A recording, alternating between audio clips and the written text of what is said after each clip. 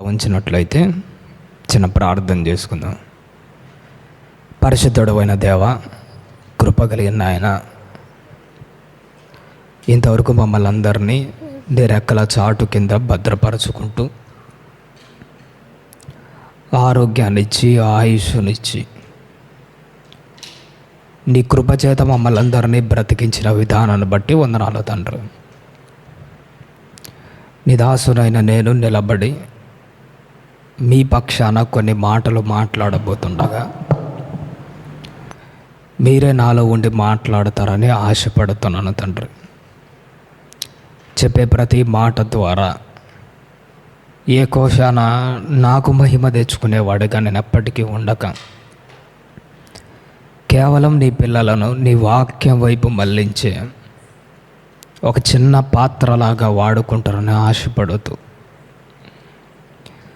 ముందున్న సమయాన్నంతా మీ అమూల్యమైన చేతులకు అప్పచెప్పుకుంటూ మా కోసం ప్రాణం పెట్టి తిరిగి లేచిన యేసుక్రీస్తు వారి నామం పేరట ఈ ప్రార్థన అడిగి వేడుకొనుచున్నాము తండ్రి, ఆమేన్.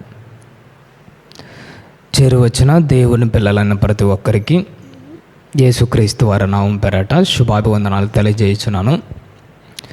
ప్రభునందు ప్రభన దేవుని వాళ్ళారా, ఈరోజు బైబిల్లో నుంచి ఒక మంచి విలువైన ఆత్మీయమైన సందేశాన్ని కొన్ని నిమిషాలు మాత్రమే చాలా అంటే చాలా శ్రద్ధగా మనసు పెట్టి ఆలోచన చేద్దామండి. ఈ కొన్ని నిమిషాలైనా కానీ ప్రతి మాట మన ఆత్మీయ జీవితాన్ని ఒక మెట్టు పైకి తీసుకుని వెళ్తూనే ఉంటుంది. కాబట్టి ప్రతి ఒక్క మాటను వినదగిన చెవులు కలిగిన వారమై శ్రద్ధాసక్తులతో మనసు పెట్టి ఆలోచన చేస్తూ ముందరికెళ్దాం. ఒక మంచి మాట విన్న తర్వాత వాక్యంలోనికి వెళ్దాం. మనిషి జీవితము తల్లి గర్భం నుంచి ప్రారంభమవుతుంది, చివరకు భూగర్భంలో కలిసిపోతుంది. ఇది ఈ భూమి మీద మనిషి జీవితం. తల్లి గర్భం నుంచి ప్రారంభమైన ఈ బ్రతుకు భూగర్భం చేరుకునేంత వరకు ఈ మధ్యకాలంలో ప్రస్ఫుటంగా మనకు 4 దశలు అన్నవి కంపల్సరిగా కనబడుతుంటాయి. అవి మనకు బాగా సుపరిచితమైనవి. మొదటిది బాల్య దశ, రెండవది యవ్వన దశ, మూడవది మధ్య వయసు, చివర్లో కనిపించేది వృద్ధాప్యం. చాలాసార్లు ఈ 4గిట్లో ఏది ముఖ్యమైనది అని అంటే అందరు చెప్పుకొచ్చే మాట ఏంటో తెలుసా? యవ్వన జీవితమే చాలా అంటే చాలా ముఖ్యమైనది అనుకుంటారు. కానీ నిజమైన వాస్తవం ఏంటో తెలుసా అంటే యవ్వన జీవితం ఒక్కటే కాదు, 4 దశలు కూడా చాలా ముఖ్యమైనవి. బాల్య దశ అంతే విలువైనది, యవ్వన దశ కూడా అంతే విలువైనది, మధ్య వయసు కూడా అంతే విలువైనది. చివర్లో ఉంది కదా వృద్ధాప్యము, అది ఎందుకు పనికిరాదనుకుంటే పొరపాటు. ఆ వృద్ధాప్యమే ఈరోజు మనకి ఎంత విలువైన పాఠం నేర్పిస్తుందో చూసామనుకోండి, ఆశ్చర్యపోతామండి. ఈరోజు దేవుడు ఆ వృద్ధాప్యం ద్వారా మనకు నేర్పించే విలువైన పాఠాలేంటో, ఒకవేళ మనము వృద్ధుల మాదిరి ప్రవర్తిస్తే మన జీవితాలు ఎలా ఉంటాయో ఈరోజు మనం చక్కగా ఆలోచించుకుంటూ ముందుకెళ్దాం. ఒకవేళ నువ్వు బాల్య దశలో ఉన్నా, ఒకవేళ నువ్వు మధ్య వయసులో ఉన్నా, ఒకవేళ నడిప్రాయంలో ఉన్నా, నీది ఏ వయసు అయినా కానీ ఒకవేళ వృద్ధుల మాదిరి ప్రవర్తిస్తే అంటే బాహ్యంగా కాదు కానీ ఆత్మీయంగా వృద్ధులో ఉన్న వాళ్ళ మాదిరి ప్రవర్తిస్తే మన ఆత్మీయ జీవితం ఎంత బాగుంటుందో ఈరోజు మనము బైబిల్లో నుంచి ముందుకెళ్దాం. వృద్ధులు అనగానే మనకు తెలిసిన విషయం ఏంటంటే వాళ్ళకు అన్ని అనుభవాలు ఉంటాయి. వాళ్ళకు తెలియని తెలియని కోరికలు లేవు. ఆ కోరికల్లో ఉన్న తృప్తి కూడా వాళ్ళకు బాగా తెలుసు. ఏ కోరిక ఎలాంటిదో, ఆ కోరికలో ఉన్న తృప్తి ఎలాంటిదో, ఆ కోరిక అనుభవించిన తర్వాత వీళ్ళు పొందుతున్న బాధలు ఎలాంటివో, ఆ తర్వాత వీళ్ళ ఫీలింగ్ ఎలాంటివో వాళ్ళకి అన్నీ తెలుసు. కాబట్టి వాళ్ళని ఏమంటారంటే వృద్ధులు అనగానే వాళ్ళు ఒక అనుభవజ్ఞులు అని మాట్లాడతారు. ఎందుకంటే వాళ్ళకి అన్నీ తెలుసు. ఈరోజు క్రైస్తవులుగా మనం గమనించవలసిన ఒక విషయం ఏంటంటే మనము కూడా అన్నీ అనుభవించి తెలుసుకుందాము అనుకుంటే కుదరదు ప్రియమైన దేవుని వారు. ఎందుకంటే వృద్ధాప్యానికి వచ్చిన తర్వాత అన్నీ తెలుసుకొని బ్రతకడం కంటే బైబిల్ చెప్పిన మాటల ప్రకారము వృద్ధులకున్నంత అనుభవం దేవుడు నీకు బైబిల్ గ్రంథంలో నేర్పిస్తాడు. అందుకోసమే లోకంలో ఒక మంచి మాట ఉంటుంది, ఏంటంటే వృద్ధాప్యంలో ఉన్నవాడికి అన్నీ తెలుసు కాబట్టి అతడు చెప్పిన ప్రతి మాటను మనము వినాలట. నెరిసిన వెంట్రుకలు మాట్లాడితే మనకు తెలిసిన మాటలు దాని ముందర పనికి రావని మాట్లాడుతుంటారు. అంటే వృద్ధులకు అన్నీ తెలుసు, తెలిసిన వాడు చెబితే బాగుంటుంది. ఎందుకంటే అతనికి ఏమున్నదట, జీవితం మీద ఒక అనుభవం ఉన్నది.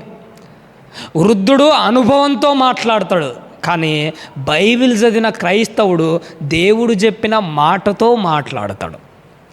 మనం యవ్వన జీవితంలోనే ఉండనే కానీ దేవుడు చెప్పిన మాటలతో వృద్ధులు సంపాదించినంత అనుభవం బైబిల్లోంచి మనము సంపాదించుకోవచ్చు. అందుకోసమే లోకంలో అన్నీ అనుభవించి తెలుసుకోలేమమ్మా, కొన్ని చెబుతానే తెలుసుకోవాలి. మీకు అర్థం కావాలంటే ఒక చిన్న ఉదాహరణ చెప్తాను. మన ఇంటి ముందర ఒక పెద్ద 10 అంతస్తుల బిల్డింగ్ ఉన్నదనుకోండి, ఒక అపార్ట్మెంటు. ఇప్పుడు నేను అంటాను, పైన 10వ అంతస్తు మీద నుంచి కిందికి దూకామనుకో ఏమైపోతాము? ఖచ్చితంగా చచ్చిపోతాం. బతకడం అంటే ఏమీ ఉండదు. ఇప్పుడు నేను చెప్తాను, 10వ అంతస్తు మీద నుంచి మీరు దూకితే చచ్చిపోతారని చెప్తాను. లేదు నేను అనుభవించే తెలుసుకుంటానంటే కుదురుతుందా? ఏం చేయాలి? చెప్పగానే తెలుసుకోవాలి కొన్ని విషయాలు. కొందరు అంటారు, కొందరు కొన్ని విషయాలు చెప్పగానే తెలుసుకోవాలట. కానీ బైబిల్ చెప్పిన కొన్ని విషయాలే కాదు, అన్ని విషయాలను అర్థం చేసుకొనే ప్రవర్తించాలి. ఎందుకంటే బైబిల్ని మేలు కోరి మాట్లాడిన ప్రతి మాట నీ ఆత్మీయ జీవితాన్ని నిలబెడుతుంది. ఈరోజు బైబిల్లో నుంచి మనం ఆలోచించబోయే ఒక విలువైన అంశం ఏంటంటే, ఒకవేళ నువ్వు బాల్యంలో ఉన్నా, యవ్వనంలో ఉన్నా, మధ్య వయసులో ఉన్నా, నువ్వు ఏ వయసులో ఉన్నా కానీ వృద్ధుల మాదిరి ఆత్మీయ జీవితంలో ఎలా ప్రవర్తించాలో ఈరోజు బైబిల్లో నుంచి మనం చక్కగా జ్ఞాపకం చేసుకుందాం. వాక్యము చాలా బాగుంటుంది, చాలా ఆసక్తిదాయకంగా కూడా ఉంటుంది. ఇంకా చెప్పాలంటే చాలా విచిత్రంగా కూడా ఉంటుంది, కానీ అందులోనే గొప్ప పాటలు ఉంటాయి. ఈరోజు మీరు బాగా చూడాలి. మొదట తిమోతిలకు రాసిన పత్రికలో ఒక విలువైన మాట రాయబడింది, చూద్దామమ్మా. బైబిల్ ఉన్న వారందరూ తిమోతిలకు రాసిన మొదటి పత్రిక 5వ అధ్యాయము మొదటి వచనాన్ని ఒక్కసారి జ్ఞాపకం చేసుకోండి. తిమోతిలకు రాసిన మొదటి పత్రిక 5వ అధ్యాయము మొదటి వచనం అమ్మా. వృద్ధుని గద్దింపగా తండ్రిగా భావించి అతను ఏం చేయాలట తల్లి? హెచ్చరించాలట.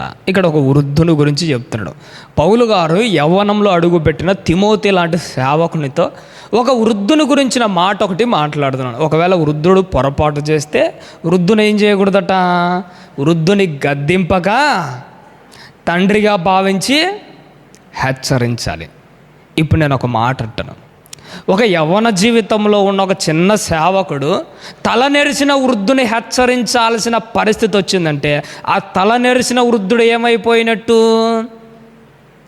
తన బ్రతుకు కాలంలో తాను అనుభవంలో సంపాదించుకున్న పాఠాలన్నిటినీ పక్కన పెట్టి ఏదో ఒక చిన్న విషయంలో అయినా పడిపోయాడు కాబట్టిగానే అతను ఏం చేయమని చెప్తున్నాడు? గద్దింపక హెచ్చరించాలి అంటున్నాడు. నేననే ఒక విలువైన మాట ఏంటో తెలుసమ్మా, ఆల్రెడీ నువ్వు వృద్ధురాలవు, లేదంటే ఆల్రెడీ నువ్వు వృద్ధాప్యంలో ఉన్నావు, నీకు అనుభవంలో అన్నీ తెలుసు, అన్నీ తెలిసినా కానీ పడిపోవాల్సిన అవసరం ఏమొచ్చింది చెప్పండి? తలనెరిసిన వృద్ధులకు సమాజంలో చాలా విలువ ఉంటుంది. ఇప్పుడు నేను ఒక ఆత్మీయమైన విషయం చెప్తాను, మీరు జాగ్రత్తగా వినాలి.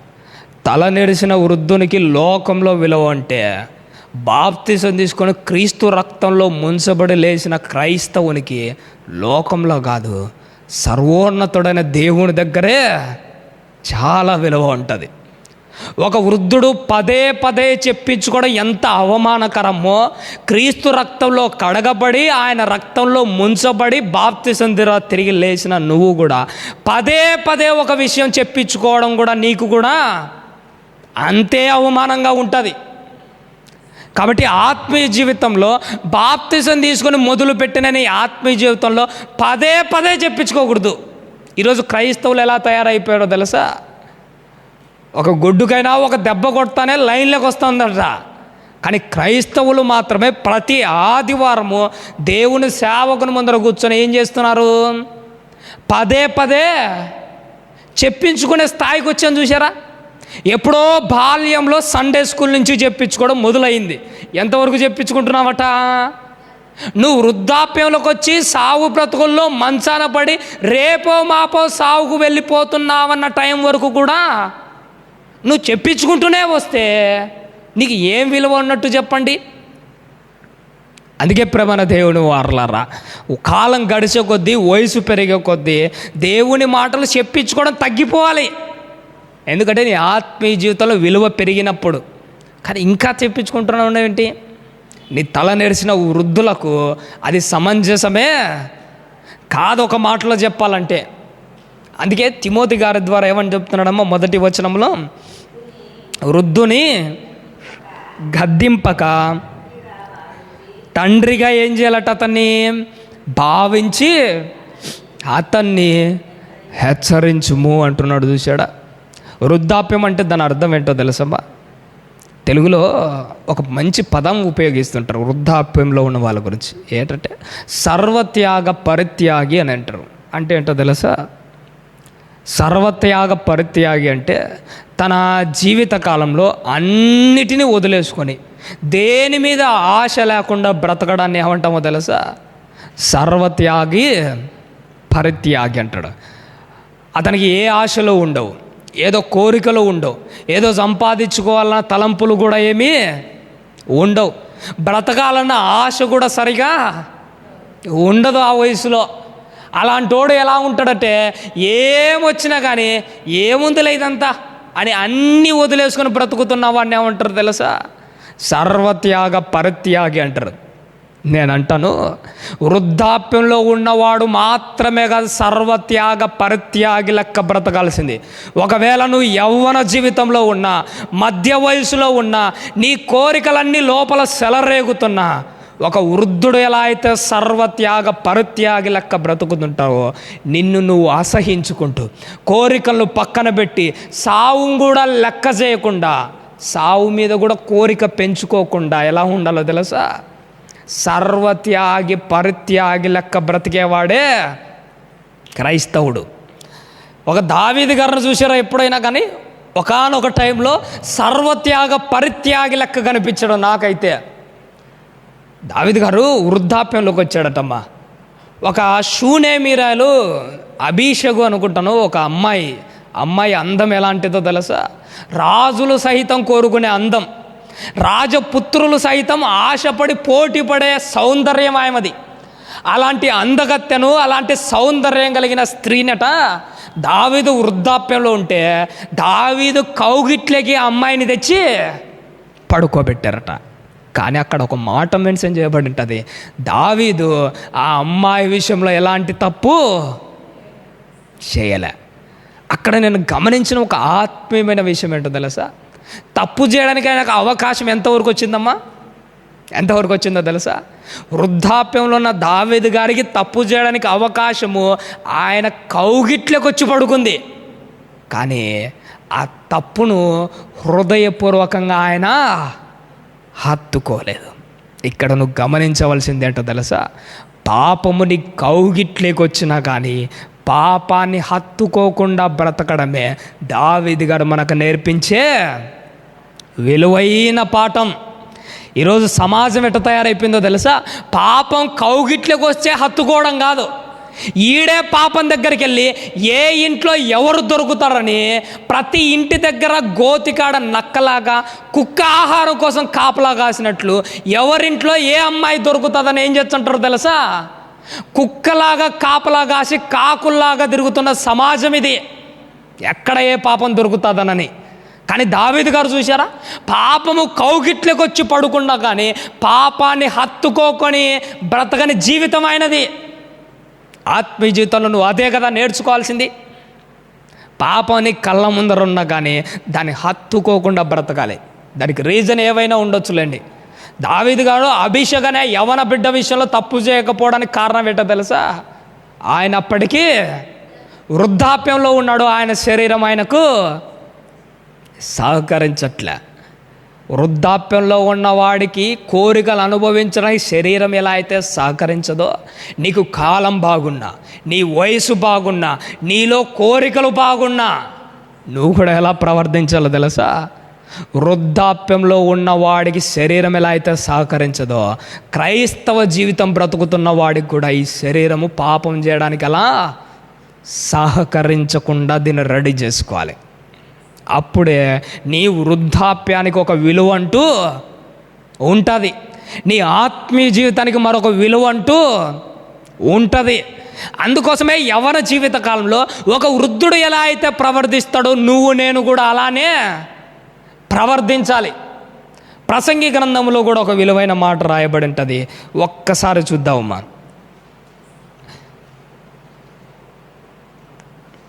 ప్రసంగి గ్రంథము మనకు తెలిసిన మాటనే, ఇంతకుముందు మీరు చాలాసార్లు విన్న మాటనే, కానీ ఆత్మీయంగా అమలు చేసుకుంటుంది ఎంత బాగుంటుందో 12వ అధ్యాయము 3వ వచనాన్ని ఒక్కసారి జ్ఞాపకం చేసుకుందామండి. ఆ దినమున ఇంటి కావలి వారు వణుకుదురు. చాలు తల. ఈ సందర్భం మీరు ఎప్పటి నుంచో వింటున్న మాటలు. ఇది అలంకార రూపకంగా ఒక వృద్ధుని గురించి, వృద్ధాప్యంలో సిచ్యువేషన్ గురించి ప్రభు చెప్పుకుంటున్న మాటలు. ఆ సొలొమోను గారి ద్వారా దేవుడు మెన్షన్ చేస్తూ వచ్చిన మాటలు. ఇవన్నీ మనం చాలాసార్లు విన్నాము. వాటి యొక్క అప్లికేషన్స్ కూడా మనకు బాగా తెలుసు. కానీ ఇక్కడ మనం తెలుసుకోవాల్సిన కొన్ని విషయాలు మాత్రమే నేను ప్రస్తావన చేస్తాను. ఇక్కడ ఎవరి గురించి మాట్లాడుతున్నాడమ్మా? వృద్ధాప్యంలో వృద్ధుని యొక్క సిచ్యువేషన్ గురించి మాట్లాడుతున్నాడు. ఆ సిచ్యువేషన్ ఎలాంటిదో కీర్తనల గ్రంథంలో ఒక మాట ఉంటుంది, అవసరం లేదు మీరు చదివిన మాటనే. అక్కడ ఉంటున్న మాట ఏంటంటే, మనిషి ఆయుష్ కాలం ఎలాంటిదట? 70 ఏళ్ళు. అధిక బలం ఉంటే 80 ఏళ్ళు. కానీ ఈ 70 నుంచి 80 వరకు ఉన్న ఆ వయస్సు అంటే ఆ వృద్ధాప్యంలో అతని పరిస్థితి ఎలాంటిదట? ఆయాసమును దుఃఖమే అంటాడు అక్కడ. అంటే నీ వృద్ధాప్య జీవిత కాలంలో నీ వయస్సు ఎలాంటిదట? అప్పుడు నీ ప్రయాస, నీ ఆయుష్, నీదంతా ఎలా ఉంటుందట? ఆయాసము దుఃఖమే. ఇప్పుడు నేను అంటాను, నీ వృద్ధాప్యంలో నీ వయసు ఆయాసమే, నీ బ్రతుకు దుఃఖమే, నీ ప్రయాస కష్టంగానే ఉంటుంది. ఇప్పుడే నువ్వు ఆయాసపడుతున్నావు శరీరంతో. కానీ ఈ వయసులో కూడా కొంతమంది ఏం చేస్తుంటారో తెలుసా?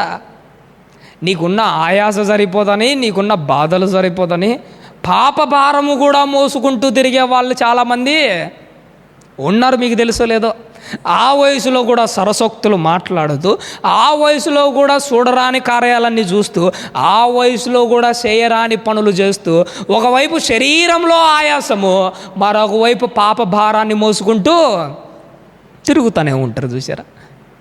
నేను అంటాను, ఏమ్మా వృద్ధుల జీవితం ఒక్కటేనా ఆయాస ప్రయాసతో కూడుకున్నది? మన జీవితాలు ఆయాసంగా లేవా? పొద్దున 9 గంటలకు పనికి వెళ్తావు, సాయంత్రం 5 గంటల వరకు పని చేస్తే ఆ ఎండకు శరీరం అంతా అలసిపోయి పులిసిపోతే నీకు వచ్చే మహా అంటే ఒక 500 వస్తుంది, లేదంటే 1000 రూపాయలు కూలి వస్తుంది. ఆ కూలితో ఇంటికి వచ్చేసరికి ఆ పిల్లలకు ఇంట్లో సరుకులు, కూరగాయలకు అన్నిటికీ ఇంటికి వచ్చిన 10 నిమిషాలుగా ఉన్న డబ్బులన్నీ ఏమైపోతాయి? ఖర్చు అయిపోతున్నాయి.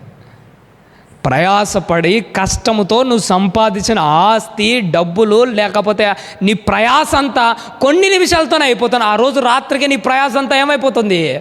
మాయమైపోతుంది. మళ్ళీ తెల్లారినాక మళ్ళీ నీ ప్రయాసం మళ్ళీ మొదలు పెట్టాల్సిందే. వృద్ధుల జీవితం ఒక్కటే కాదు, ప్రయాసతో కూడుకున్నది. ఈరోజు మనిషి ఆత్మ లోపల కలిగిన ప్రతి మనిషి ఏదో ఒక విధంగా తన ఆత్మీయ జీవితంలో కానీ శారీరక జీవితంలో కానీ ప్రయాస అన్నది పడుతూనే ఉన్నాడు. ఆల్రెడీ నీ జీవితం ప్రయాసతో కూడుకున్నది, ఆల్రెడీ నీ జీవితం కష్టాల బాటలో సాగుతున్నది, ఆల్రెడీ నీ కుటుంబ సంద్రాన్ని ఈతలాగా చచ్చిపోతున్నావు. అలాంటి బ్రతుకుతున్న నువ్వు మళ్ళీ ఎందుకు భుజాల మీద పాప భారాన్ని ప్రయాసతో మోసుకుంటూ ముందుకు తీసుకెళ్తున్నావు? సరిపోదా ఈ బాధలు? ఇంకా నీకు ఈ బాధలతో పాటు ఆ బాధ నీకు అవసరం అంటారా?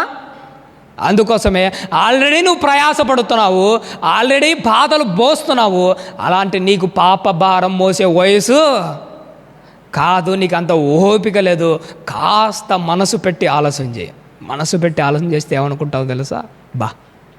ఇప్పటికే ఇన్ని బాధలు పడుతున్నా, ఇప్పటికే ఇన్ని ప్రయాసలు ఓర్చుకుంటున్నా, దీనికి తోడు అదేదో గోరు చుట్టు మీద రోకలి పోటులాగా ఇదొక్క బాధ ఎందుకులని నీ జీవితాన్ని నువ్వేం చేసుకుంటున్నాలి? కాంప్రమైజ్ అవుతూ శరీరాన్ని కంట్రోల్ చేసుకుంటూ బ్రతకాలి. ఈ వృద్ధాప్యలో నీ జీవితం గురించి మాట్లాడుతూ దేవుడు ఏమంటున్నాడప్ప 3వ వచనంలో, ఆ దినమున ఇంటి కావలివారు వణుకుదురు. మీకు తెలిసిన మాట, ఇంటి కావలివారు అంటే ఎవరట? మన చేతులు. వృద్ధాప్యంలో నీ చేతులు ఏమైపోతుంటాయంట? ఒక వస్తువును పట్టుకోవడానికి వణుకుతూ ఉంటాయట.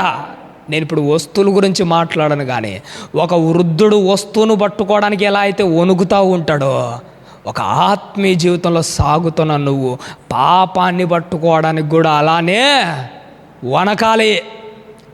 ఒక యవ్వనుడు ఒక స్త్రీని ముట్టడానికి కూడా వణకాలి. అందుకే దేవుడు బైబిల్ నందు రాయిస్తూ ఉంటాడు. యోబు గారి ద్వారా కూడా ఆ మాటలు మనకు వినపడతా ఉంటాయి.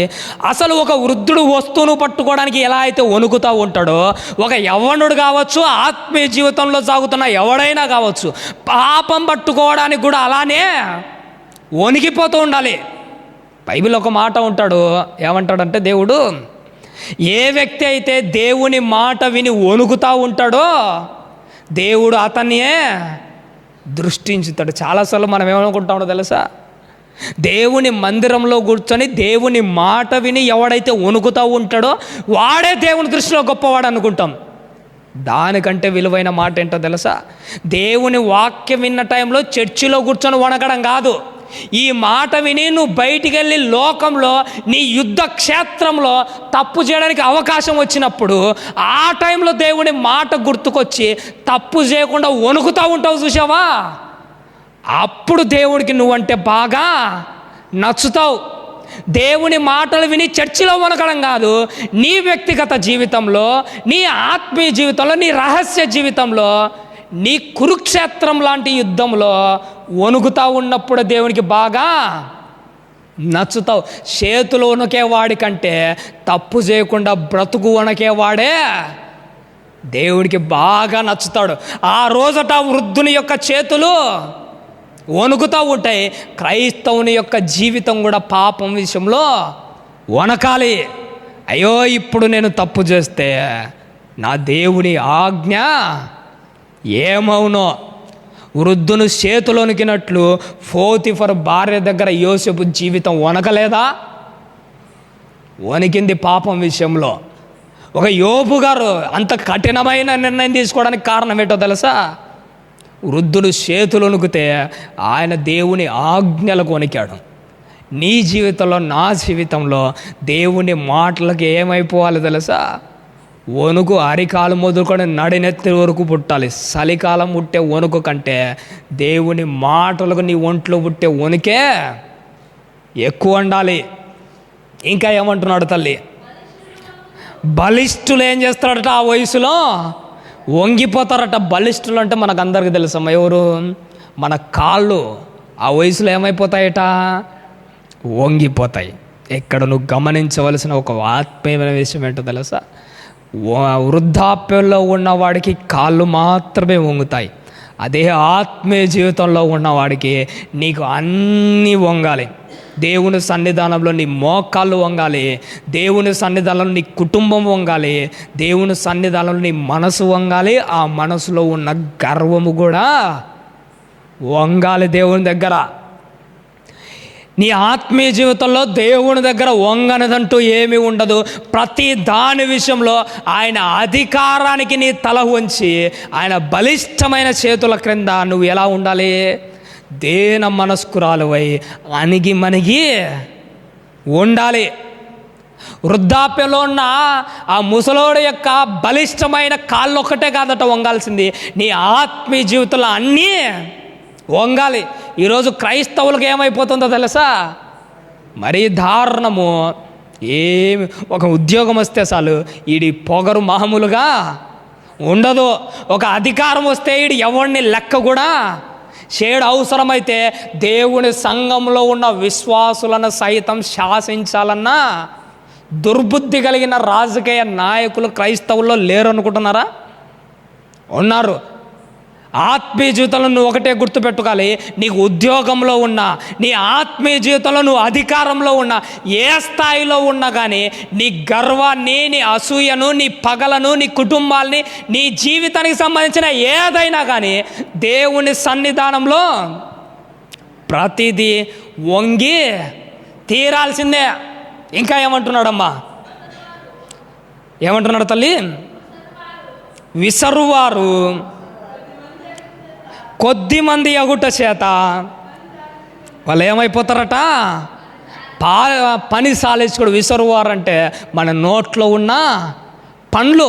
ఒకప్పుడు ఎవరి జీవితంలో ఓది నింటాము, పండ్లు తగ్గిపోయేసరికి నమలడం ఏమి ఉండదు, అంతా అలా ఒకరు అలా చేయడము, మింగడమే. ఎందుకు? విసరువారు కొద్ది మంది అగుట చేత పని ఏమైపోతుంది? తగ్గిపోతూ వచ్చింది. ఏమ్మా, విసరువారు కొద్ది మంది అయితే పని తగ్గుతూ వచ్చింది, కానీ నీ ఆత్మీయ జీవితంలో నీ శరీరం తగ్గుతున్నా కానీ నీ పాపాలు మాత్రము తగ్గట్లేదు. చూసినారా? ఎప్పుడో ముసలలో షుగర్లు వచ్చాయి ఒకప్పుడు.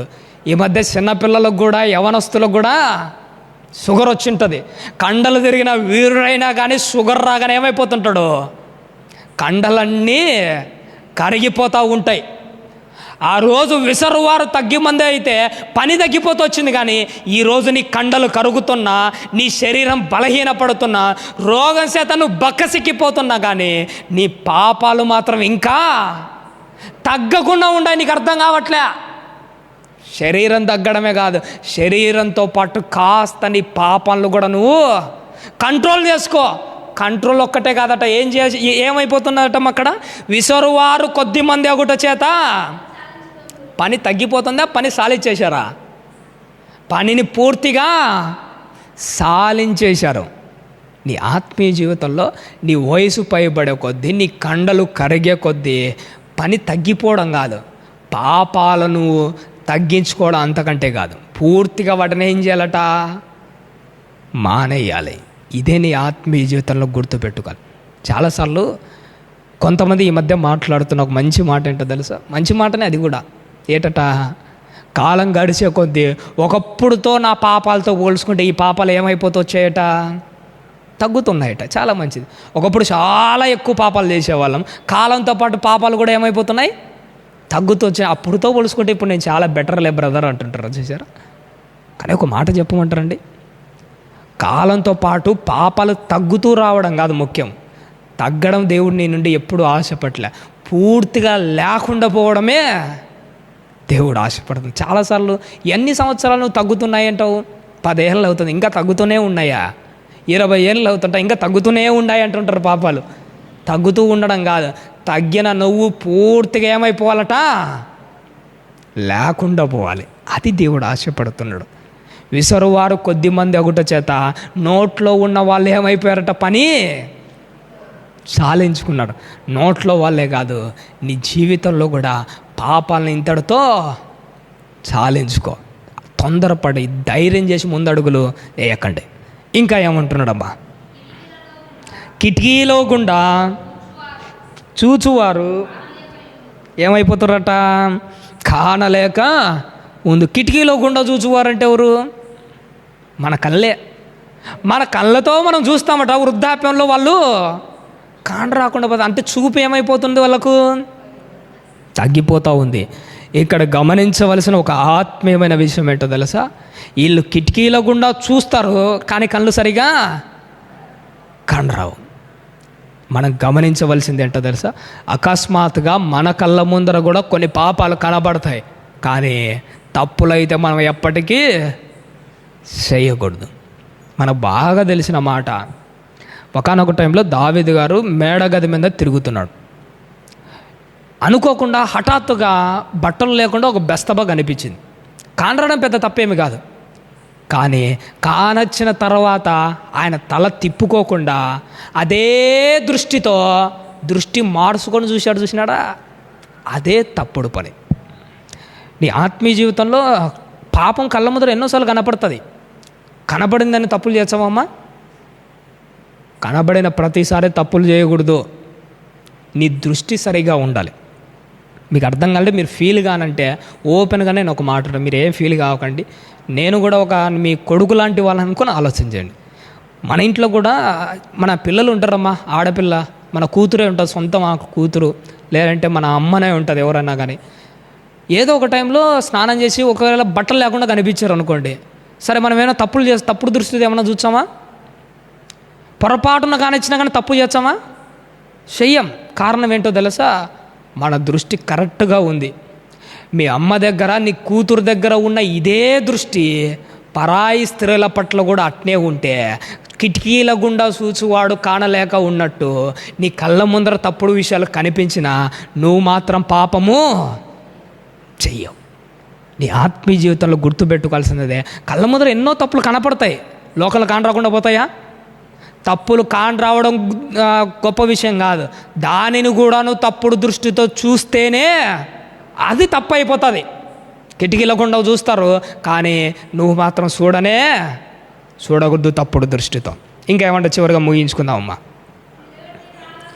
తిరగటి రాళ్ళ ధ్వని తగ్గిపోవును, వీధి తలుపులు మూయబడును, పెట్ట కూతకు ఒకడు లేచుడు.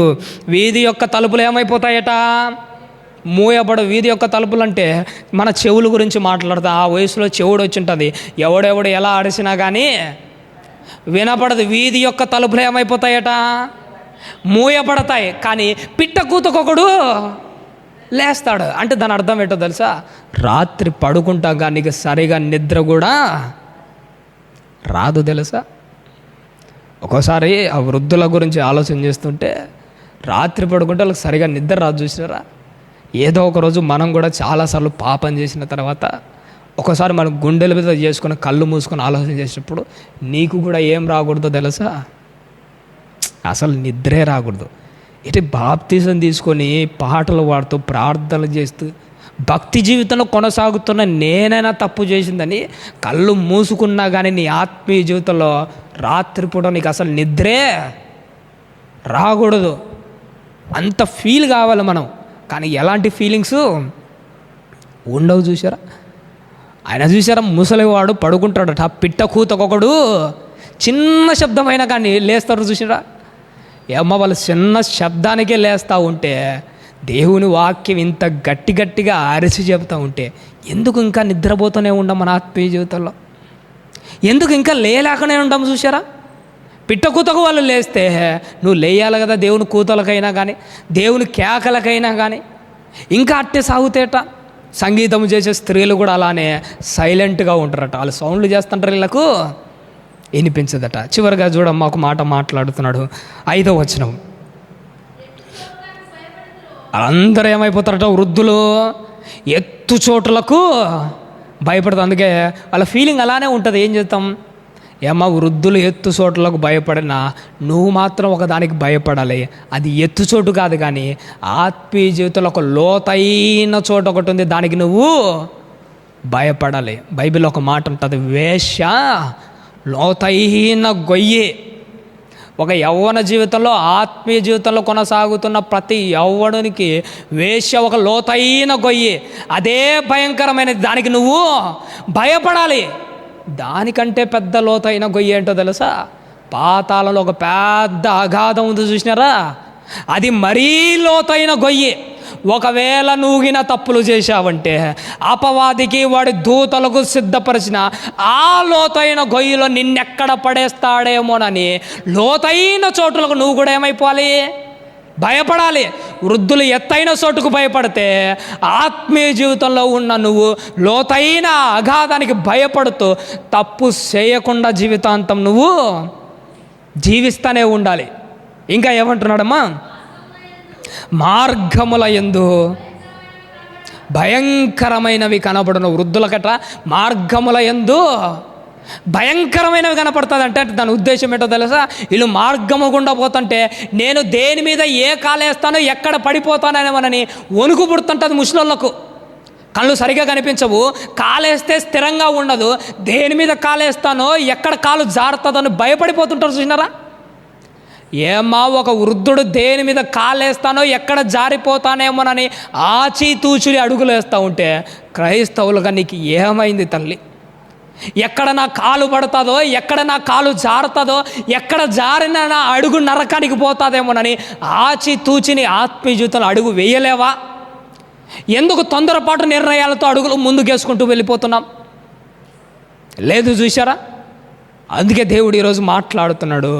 వృద్ధుడు ఎలా అయితే మార్గముల యందు భయంకరమైనవి కనపడతాయో నీకు కూడా తప్పు చేయాలంటే అలానే ఆచితూచి అడుగులు వేసుకుంటూ ముందుకెళ్ళాలట. ఇంకా ఏమంటున్నాడమ్మా? బాదము వృక్షము పువ్వులు పోయిను, మిడత ఏమైపోతుందట తల్లి? బరువుగా ఉండును, బుడ్డ బుసరకాయ పగులును. చాలు తల్లి, అయిపోయింది. చివరిలో ఏమంటుండట్లే? బాదం యొక్క పువ్వును. బాదం యొక్క పువ్వులు అంటే మీకు తెలుసు, ఆ పువ్వులు తెల్లగా ఉంటాయి. వృద్ధాప్యం వచ్చిన తర్వాత మన తల వెంట్రుకలు ఏమైపోతుంటాయి? తెల్లగా ఉంటాయి. ఆ తెల్లని వెంట్రుకలు నీకు చెప్తే మాట ఏంటో తెలుసా? నీ వయసు అయిపోవచ్చింది, నీ కాలం దగ్గర పడుతుంది. చివరకు బుడ్డ బుసరకాయ ఏమైపోతుందట? పగిలిపోతాయి. బుడ్డ బుసరకాయ పగిలిపోవడం అంటే దాని అర్థం ఏంటో తెలుసా? ఒక బుడ్డ బుసరకాయలో ఎలా అయితే గింజలన్నీ ఉంటాయో ఆ గింజలన్నీ ఒక్కసారిగా ఏమైపోతాయి? పగిలి చెల్లా చెదరైపోతాయి. అంటే దాని అర్థం ఏంటో తెలుసా? నీ శరీరంలో కూడా చాలా కోరికలు ఉంటాయి. ఆ కోరికలు బుడ్డ బుసరకాయ పగిలినట్టు పగిలిపోతే ఏ కోరిక అనుభవించుకోవాలన్న ఆశ నీలో ఉండకూడదు. అదే నీ ఆత్మీయ జీవితానికి నువ్వు నేర్చుకోవాల్సిన ఒక విలువైన పాఠం. మనకు కోరికలేంటి? మనం అనుభవించుకోవడం ఏంటి? అది వద్దనుకునే కదా బాప్తిసం తీసుకున్నావు, అవి కాదనుకునే కదా దేవుని దగ్గరికి వచ్చావు. ప్రభువా అది నాకు వద్దయ్యని అసహించుకునే కదా ఆయన కళ్ళ ముందుకు వచ్చి నిలబడ్డావు. మళ్ళీ ఎందుకు అవసరం అంటారా?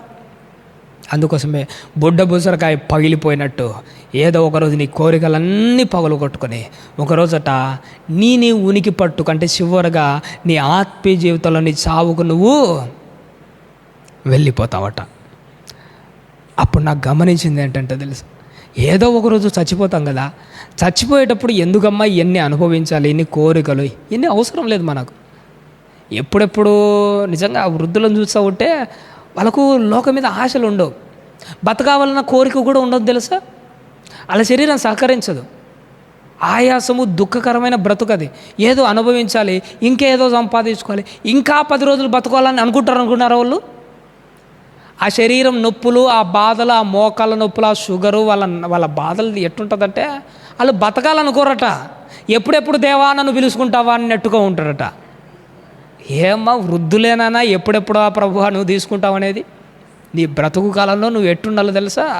పాపం ఎక్కడ నీకు అంటుకుంటుందేమోనన్న భయంతో ఆత్మీయ జీవితాన్ని పిడికల్లో పెట్టుకొని, ప్రభువా ఈ పాపము నన్ను తగలకు ముందే నేను వచ్చి నీ కాళ్ళు తగిలి పరదేశులు అడుగుపెట్టే ధన్యత రావాలయ్యని నీ ఆత్మీయ జీవితాన్ని అరిచేతుల్లో పట్టుకొని ఎందుకు నువ్వు అలా బిగబట్టుకొని లేకుండా ఉండవు?